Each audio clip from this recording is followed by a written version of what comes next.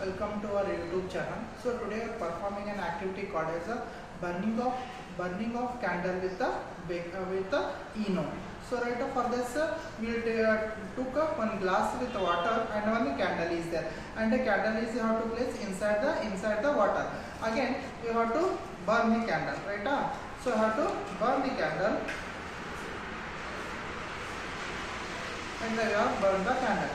So after that you took eno and will if you are dropping here, right? If you drop the eno, what will happen to this candle? You will see here.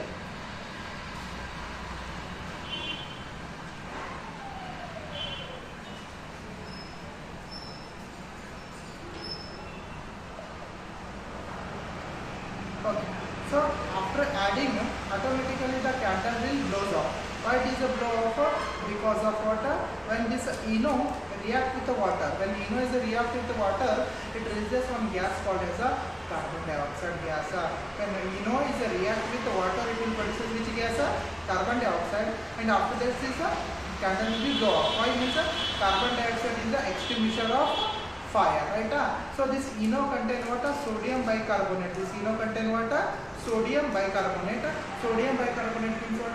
Baking soda. So that baking soda will release carbon dioxide while reacting with the water, and we already know that carbon dioxide is the best extinguisher of fire. When it is released means that bubbles will form here.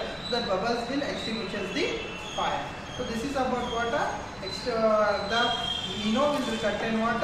Basic nature called as a sodium bicarbonate or a baking soda, that will release which gas? That is a carbon dioxide, and that carbon dioxide will extinguish which gas here? Which the carbon dioxide gas is the extinguisher of what? Fire.